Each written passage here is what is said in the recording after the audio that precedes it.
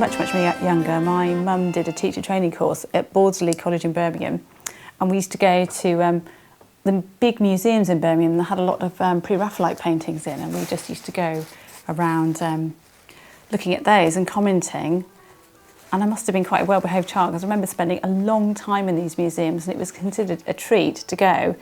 But the point of the paintings was that you looked for the meaning and you looked for the story within them. And we kind of bypassed all the abstracts. We sort of zipped through those rooms, and we sort of met them with bafflement, really. And then we go into the rooms, with sort of Northern European painters that were very figurative, and it was all about the detail. And my mum would stand and just be amazed and admire the sort of attention to detail. And then when I was growing up, we used to read a lot of children's books that had really good illustrations, and I particularly remember reading the Kit Williams books, Masquerade, and thinking, well, I'll never paint like that, which indeed is true. I can't paint like Kit Williams, thank God, because I'd be here forever. But I just did like the way you had to look for meaning in the picture. But then sort of I went to college to do illustration, and it was more of sort of an editorial thing. And it was quite a peculiar course, because you were never steered between one or the other. You could you could do children's book illustration, but they quite wanted you to do editorial magazine illustration.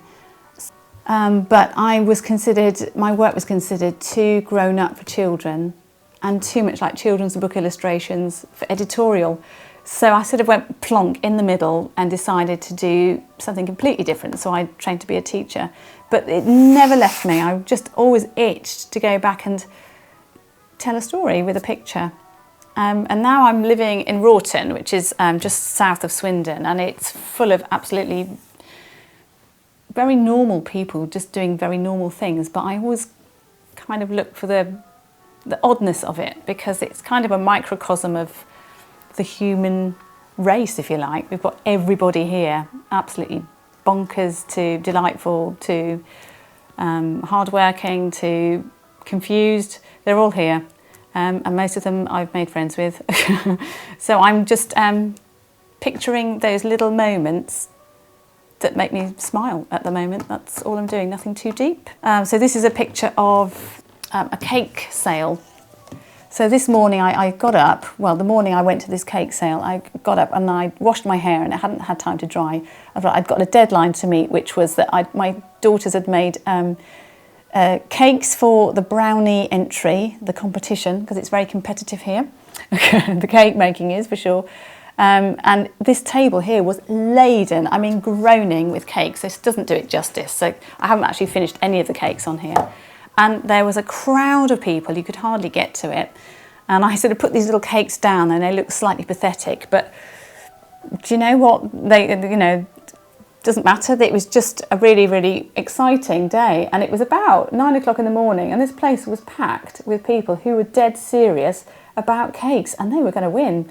And that's just brilliant.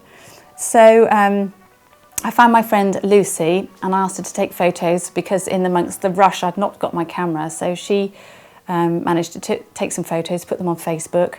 I got them from Facebook, and I've been using them ever since to do this painting and try and capture the sort of intensity, the way everybody sort of treats it, and put in little details like the dog. But that's not finished.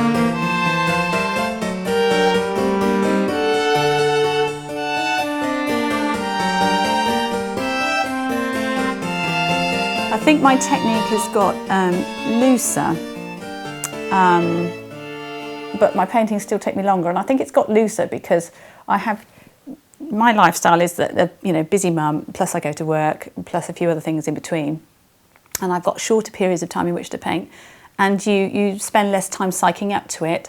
You just have to get on with it really, really quickly. And I'm finding that, like these faces here in this painting, that I'll sort of use a shorthand now more for painting, and I don't mind leaving out essentials like eyes and ears, as long as you've got the basic shape. You've got the idea, people are at the back, that's fine. And then I'll just concentrate on the main point of this painting will be the cakes. When they're done, they have to look delicious. Everything around them has to complement them, as in the colours have to look slightly more edible and juicy. So at some point I will probably repaint these clothes here to make them look more attractive. And this will take absolutely bleeding forever. But if I was to do a second version, I would do it in a third of the time, because a lot of the time I'm doing this, although I've just said I don't think too hard before I start, as I'm going along, I'm reading, thinking about it as I go. I don't like that, I'm going to try again. I don't like that, I'm going to do it again. Which is fine, because you've got, you know, the sort of the medium to make it dry quicker. So there's a lot of thought that goes into it.